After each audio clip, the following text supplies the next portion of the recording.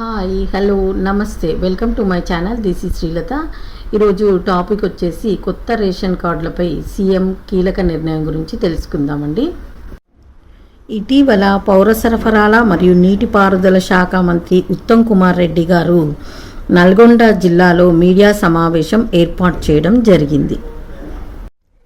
ఈ సందర్భంగా ఆయన మాట్లాడుతూ ముఖ్యమంత్రి రేవంత్ రెడ్డి గారు అధ్యక్షతన కేబినెట్ సమావేశంలో తీసుకున్న నిర్ణయం ప్రకారం రానున్నటువంటి 4 నెలల్లో తెలంగాణలో రేషన్ కార్డు కలిగిన వారందరికీ రేషన్ ద్వారా సన్నబియ్యం సరఫరా చేస్తామని ఆయన తెలియచేయడం జరిగింది.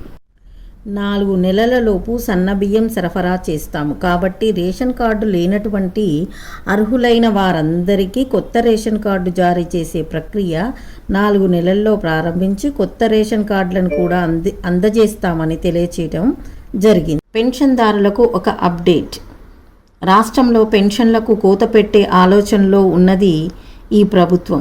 గత సర్కారులో ఫైరవీలతో పెన్షన్లు పొందారన్న పొంగులేటి శ్రీనివాసరెడ్డి ఫైరవీలతో తీసుకున్న పెన్షన్లు కట్ చేస్తాం, ఫైరవీ చేసిన అర్హత ఉంటేనే పెన్షన్ మంజూరుకు ఛాన్స్ ఉంటుందని మంత్రి పొంగులేటి శ్రీనివాసరెడ్డి గారు చేసిన వ్యాఖ్యలు ఇప్పుడు చర్చనీయాంశంగా మారింది.